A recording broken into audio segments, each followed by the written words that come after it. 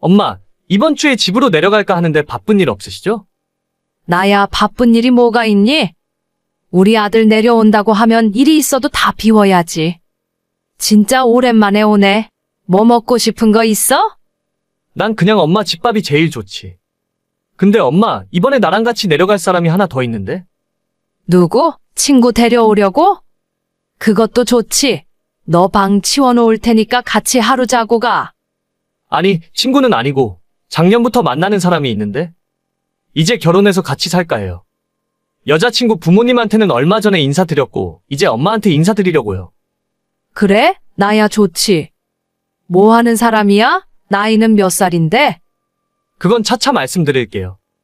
엄마만 좋다고 하시면 바로 상견례 날짜부터 잡으려고요. 나는 우리 아들 좋다고 하면 무조건 환영이지. 장가 보낼 때 보태려고 열심히 돈 모아뒀는데 신혼집은 엄마가 다 책임질 테니까 아무 걱정하지 마라. 에이, 나 엄마한테 손 안 벌려도 돼요. 나도 열심히 일해서 모아놓은 돈도 있고 여자친구네 집이 엄청 부자라서 그런 거 아무것도 필요 없다 하시더라고요. 그래도 아들 장가 보내는데 내가 보태줘야지. 그러려고 지금까지 열심히 돈 모았는데. 진짜 괜찮아요. 아무튼 주말에 여자친구랑 같이 내려가니까 모처럼 엄마 솜씨 발휘해서 맛있는 음식 준비해주세요. 그건 걱정 마라. 내려온 김에 하루 자고 갈 거지? 아직 결혼 안 했으니까 방 따로 써야겠네. 너 방이랑 작은 방 정리해둬야겠다. 아니에요. 그럴 필요 없어요. 여자친구가 호텔 예약해놨다 하더라고요. 저희는 거기에서 자면 돼요. 호텔? 돈 아깝게 무슨 호텔이야? 그냥 우리 집에서 하루 자고 가면 될 것을. 엄마 불편하실 거라고 그냥 밖에서 자자 하던데요. 저도 그게 나을 것 같아요. 그래 알았다. 그럼 내려올 때 연락하고. 저는 일찌감치 남편을 먼저 떠나보내고 여자 혼자의 몸으로 아들을 길러냈습니다. 식당 일부터 시장, 막노동 안 해본 일이 없을 정도였고 지금은 운이 좋게도 작은 식당을 운영하며 먹고 살고 있어요. 아들 대학까지 다 뒷바라지하고 서울에 취직했길래 전세방도 마련해 주었습니다. 아들에게는 그 무엇을 해줘도 아깝지 않았어요. 시간이 어찌나 빠른지 벌써 아들은 30대 중반이 되어 결혼할 여자가 생겼다며 제게 소개를 시켜주었습니다. 아들보다 2살 연상이었던 그 여자는 집안이 엄청난 부자였어요. 그쪽 부모가 건물을 여러 채 가지고 있었고 부모 건물에서 카페와 식당, 호프집 등 여러 개의 가게를 경영하는 아가씨였습니다. 능력도 좋고 수완도 좋았지만 첫인상이 조금 쌀쌀맞아 보였어요. 하지만 아들이 좋다고 하니 결혼을 축하해 줄 수밖에 없었습니다. 얼마 후에 상견례를 하게 되었는데 그쪽 집안에서 우리 아들에게 모든 것을 다 물려주겠다며 다니던 직장도 그만두고 가게 운영하는 일을 배우라 하더군요. 열심히 공부해서 좋은 대학 졸업하고 어렵게 들어간 직장이라 그만두는 것이 저는 아까웠지만 아들의 의사는 확고했습니다. 저도 그런 아들의 행복을 위해 아무런 불만 없이 선택을 지지하고 응원해 주었죠. 그런데 그쪽에서 신혼집부터 모든 결혼식에 대한 준비를 자기들이 다 알아서 할 테니 제 도움은 일절 필요 없다고 하더라고요. 저도 아들 결혼을 위해 모아둔 돈이 있는데 하다못해 집 구할 때 보태겠다고 했더니 이미 자기들 가진 아파트에서 살게 하면 되니 걱정 말라는 대답이 돌아왔습니다. 아니 아무리 그래도 그렇지. 아들 장가 보내는데 내가 아무것도 안 해주는 게 말이 되니? 엄마, 진짜 이런 기회 없다니까? 그 사람들은 엄청 부자야. 서울에 아파트도 몇 채씩 가지고 있어서 그냥 아무데나 골라서 들어가 살면 그만이라 하더라고. 혼수도 여자친구가 원하는 브랜드가 있으니까 알아서 하겠대. 그냥 나는 몸만 들어가면 돼. 그럼 너 차라도 한 대 뽑아주랴? 괜찮아. 차도 여자친구가 3대나 갖고 있으니까. 그 중에 하나 타고 다니면 돼. 아무리 부잣집에 장가 보낸다고 하지만 그래도 내가 뭐라도 해주고 보내야 하는데. 걱정하지 말래도. 그냥 엄마 그 돈은 아껴서 엄마 노후에 보태. 먹고 싶은 것도 먹고 좋은 옷도 사 입고 알겠지? 내가 이 나이에 그래봐야 뭐하니? 살다 보니 세상에 공짜는 없더라. 너무 해주는 걸 넙죽넙죽 받기만 하면 안 돼. 여자친구가 집안의 외동딸이라서 원래 사위 들어오면 다 물려주려고 했었대. 엄마 조금만 기다려. 내가 금방 호강시켜 줄 테니까. 나는 괜찮으니까 너만 행복하게 살면 돼. 아들이 결혼하는데 아무것도 저는 해줄 것이 없었습니다. 집도 필요 없고 차도 필요 없고 돈으로 준다고 해도 싫다는 겁니다. 저는 아들 장가 보낼 때 전세금이라도 보태주려고 모아놨던 2억을 그냥 아들 앞으로 된 통장을 만들어 넣어두었어요. 아무것도 필요 없다고 하니 얼마 후 그냥 그렇게 결혼을 하게 되었지만 저는 마음 한구석이 자꾸 찝찝했습니다. 워낙 돈이 많은 집안들은 이렇게도 결혼을 하는구나 싶었죠. 하지만 아들이 결혼을 하고 얼마 후 저는 뭔가 잘못되었다는 걸 알게 되었어요. 다음 주에는 한번 내려올 수 있니? 너희 아버지 기일인데. 엄마 미안해요. 일이 너무 바빠서 못 내려갈 것 같아요. 어차피 조금 있으면 엄마 생신이니까 그때 내려갈게요. 그래, 바쁘면 어쩔 수 없지. 다음에 한가해지면 한번 내려와라. 아빠 납골당에라도 같이 가자. 내 생일에는 굳이 내려올 필요 없어. 이 나이 먹고 무슨 생일까지 챙기니? 그래도 엄마 생신은 챙겨야지. 내가 일을 새로 배우느라 정신이 하나도 없다니까? 가게 관리하는 법부터 건물들 관리도 전부 나한테 시키니까. 신경 써야 할 게 한두 가지가 아니야. 부자들이 그냥 가만히 놀면서 부자가 된 게 아니더라고. 세상에 거저 이루는 일이 어디 있겠니? 열심히 해. 장인 장모 눈밖에 나지 않게. 우리 아들은 똑똑하니까 금방 일 배우고 예쁨 받을 거야. 안 그래도 장인어른이 일 잘한다고 좋아하시더라고요. 엄마, 생각난 김에 용돈 좀 보내드릴게요. 옷도 새로 사 입으시고, 아빠 기일에 저는 못 가지만 필요한 거 있으면 준비하는데 보태세요. 나 돈 많아. 용돈 보낼 필요 없어. 그럴 돈 있으면 며느리랑 둘이 맛있는 거 사 먹어. 그나저나 며느리는 결혼식하고 그 이후로 한 번 얼굴을 못 봤네. 우리 와이프가 하는 일이 너무 많아. 나중에 좀 한가해지면 내려갈게요. 그래, 알겠다. 난 괜찮으니까 신경 쓰지 마. 결혼한 이후로 며느리 얼굴은 한 번도 못 봤고 전화통화 한 번 해본 적이 없었습니다. 명절에도 아들 혼자 내려왔다가 차례 지내고 바로 올라갔습니다. 매달 한 번씩 넉넉한 금액의 용돈을 보내주곤 했는데 저도 알아서 돈 잘 벌고 먹고 사는데 문제가 없어요. 아무리 부잣집 대릴사위로 들어갔다지만 조금은 너무하다 싶었습니다. 조금 있으면 추석인데 이번에 내려올 거지?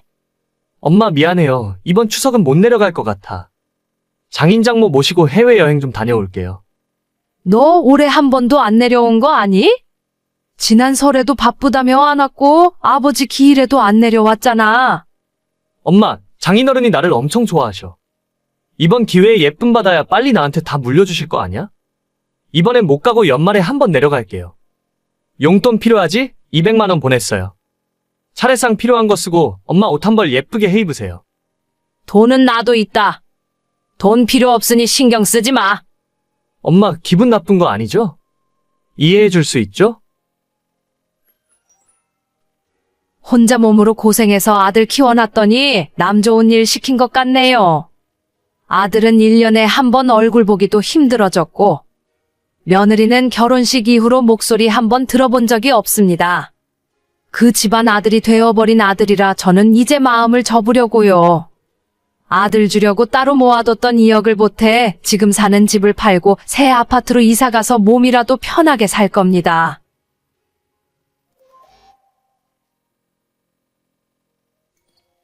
여보, 내가 이런 것까진 이야기 안 하려고 했는데 당신이 좀 해도 너무한 것 같아서.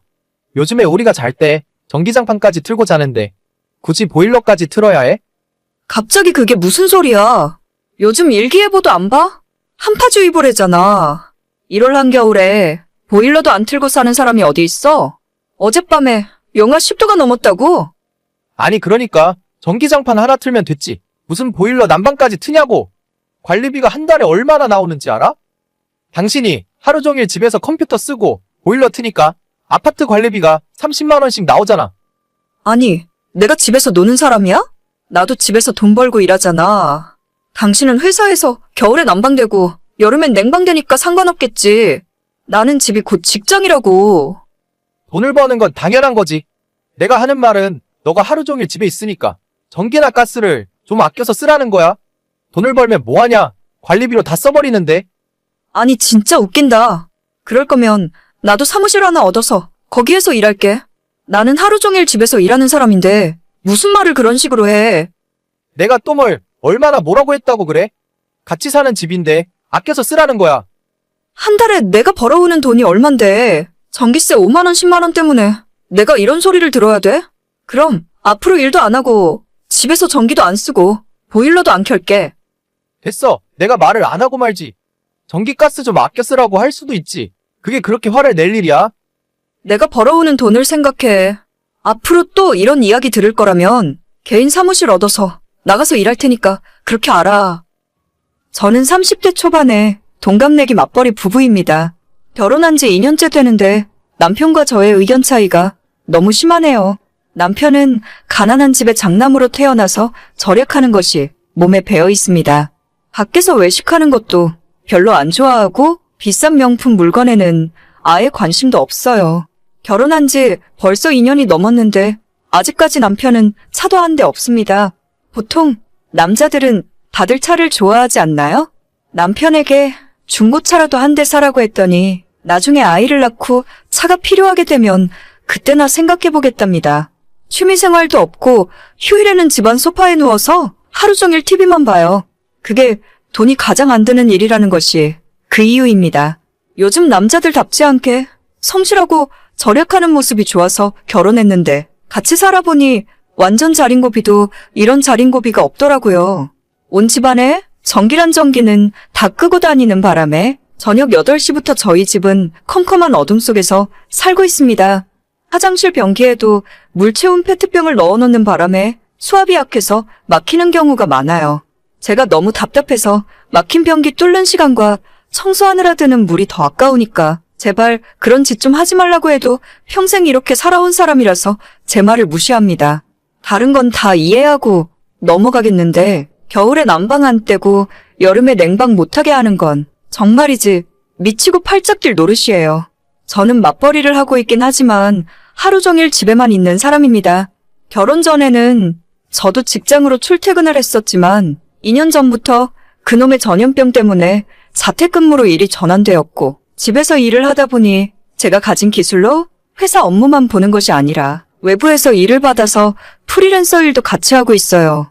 지금은 오히려 회사에서 주는 월급보다 프리랜서로 버는 돈이 더 많은 수준이고 아마 올해 말이나 내년쯤에는 아예 회사를 그만두고 저 혼자 사업자를 내서 일을 하려고 계획하고 있습니다. 그러다 보니 제가 24시간 집에 있는 경우가 많고 당연히 전기도 예전보다 더 쓰고 있죠. 하지만 남편은 제가 벌어오는 돈은 신경 안 쓰고 오로지 집에서 전기 쓰고 물 쓰는 것이 더 신경 쓰이고 거슬리는 것 같더라고요. 지금 제가 회사 월급이랑 프리랜서 일로 벌어오는 돈이 매달 800에서 1000만 원이 넘는 경우도 많이 있습니다. 보통 최소로 잡아도 700, 800 이상이에요. 남편 월급이 400이 안 되는데 제가 이 정도 벌어오면 전기세 정도는 신경 안 쓰고 살아도 되는 것 아닐까요? 겨울에 보일러 틀지 말고 전기장판 하나만 틀고 살을 하는데 그것도 일단 정도로 최소로 틀어놓으니까 새벽에 자다가 추워서 깬 적이 한두 번이 아닙니다. 그래도 겨울에는 양말도 더 신고 잠옷도 두꺼운 걸 입으면 그나마 버틸만 했는데 문제는 여름이에요. 여보, 에어컨 리모컨 못 봤어? 집안 온도가 27도, 28도 넘어가는데 리모컨이 안 보인다? 더워서 도저히 일을 할 수가 없어. 오늘 별로 덥지도 않은데 무슨 에어컨을 찾아? 그냥 가만히 앉아 있어봐. 그럼 안 더워. 아니, 내가 집에서 일하는 사람이지 가만히 앉아서 노는 사람이야? 집 작업실에 컴퓨터랑 다른 기계들 돌아가면 거기서 나오는 열이 얼마나 심한데. 아, 됐어. 보나마나 당신이 리모컨 숨겨놨겠지. 리모컨 숨기면 에어컨 못 트냐? 본체에 버튼 다 있거든? 오늘 낮 최고 기온이 30도 밖에 안 돼. 그 정도에 벌써 에어컨을 튼다고 그러냐 너는? 아니, 내가 내 집에서 내가 번 돈으로 에어컨 틀고 살겠다는데 대체 당신이 왜 뭐라고 그러는데? 아끼고 살자는 말도 못해. 오늘 별로 덥지도 않은데 에어컨 벌써 틀면 나중에 7월, 8월, 한여름에는 하루 종일 24시간 에어컨 틀고 살래? 그냥 선풍기 틀면 되잖아. 집안 온도가 28도가 넘는데 선풍기가 무슨 의미가 있어? 아, 몰라. 내가 당신 눈치를 왜 봐야 하는데. 이번 달부터 내가 버는 돈은 내가 관리할 거야. 생활비 통장 만들어서 거기에 똑같이 반반씩 입금하고 써. 생활비 통장? 그러면 나는 반이 아니라 20%만 낼 거야. 어차피 나는 회사에서 점심 먹고 집에 있는 시간도 거의 없어. 원래 에어컨이나 보일러는 나는 사용할 필요도 없고 내가 혼자 살 때는 한겨울 가스비가 3,000원, 4,000원 나왔어. 그래. 그러면 당신 말대로 해. 나는 내가 생활비 80% 낼 테니까 대신 앞으로 나한테 잔소리 일절하지 마. 하루 종일 에어컨을 틀건 보일러를 빵빵 틀고 살든 내 돈 내가 쓰는 거니까. 그러다가 나중에 후회해도 나는 몰라. 후회는 내가 아니라 너가 하겠지. 지난달에 남편이랑 이렇게 싸우고 정말로 생활비는 8대2로 제가 더 많이 냅니다. 문제는 부부간에 더 이상 대화도 없어지고 서로 투명인간 취급한다는 거예요. 이런 말하긴 그렇지만 저희 친정집은 시댁에 비해서 비교적 잘 살았어요. 주변에 정말 돈 많은 부자 친구들이 많긴 하지만 저희 집도 중산층 정도는 된다고 생각하고 있습니다. 제가 예전 학창 시절부터 결혼하기 전까지 돈 때문에 스트레스 받았던 적은 거의 없었던 것 같아요. 특히 부모님들이 제 앞에서 돈 때문에 싸운 적은 한 번도 본 적 없고 난방이나 에어컨을 고민하고 사용해 본 적도 없습니다.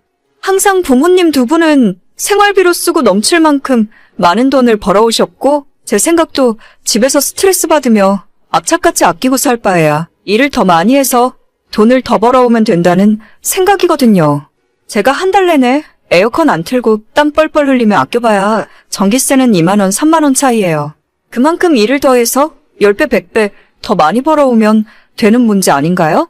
결혼할 때도 저희 친정에서 1억 보태주셨고 시댁에서는 한 푼도 해주지 못하셨죠. 그래서 그런지 처음부터 남편은 기울어진 결혼에 자존심이 많이 상해 있었고 그것 때문에 더 생활비로 잔소리를 하고 있는 것 같습니다. 부부간에 서로 대화도 없어지고 돈도 따로 관리하기 시작하니까 대체 이 결혼 생활을 계속해야 할 이유를 하나도 모르겠어요. 저는 평생 남편의 자린고비 정신을 이해할 수 없을 것 같고 남편도 저를 전기 하나도 아낄 줄 모르는 낭비 심한 여자라고 생각하겠죠. 어제는 결혼 후 처음으로 남편과 이혼에 대해서 진지하게 이야기를 나눴습니다. 제 입에서 먼저 이혼 이야기가 나오니까 남편이 적잖이 당황을 하더라고요. 뒤늦게 본인이 실수한 것 같다면서 앞으로는 생활비로 잔소리하지 않겠다고 다시 예전처럼 살자고 하며 이야기하는 남편을 보면서 아무런 생각이 들지 않았습니다. 저는 남편에게 완전히 마음이 떠나버린 것 같아요. 2년 동안 절약이 아닌 구질구질한 남편의 모습을 보면서 실망하는 마음이 많이 쌓여 있었거든요. 남편 눈치 보느라 여행은커녕 외식다운 외식을 해본 적이 언제인지 기억도 나질 않네요. 돈 쓰기 싫어서 아무것도 안 하는 사람이 대체 연애는 왜 했고 결혼은 왜 했는지 모르겠네요. 더 늦기 전에 남편과 이혼 이야기 마무리하고 제 인생 다시 예전으로 돌려놓을 생각입니다. 혼자 살면 가스비 3,000원 나온다고 했었지? 앞으로 다시 혼자 살게 될 텐데 가스비 전기세 적게 나와서 참 좋겠네. 평생 그렇게 에어컨 한 번 안 틀고 아끼면서 열심히 살아라. 오늘의 사연은 여기까지입니다. 구독과 좋아요, 알림 설정은 많은 힘이 됩니다. 다들 행복하시고 좋은 하루 되세요.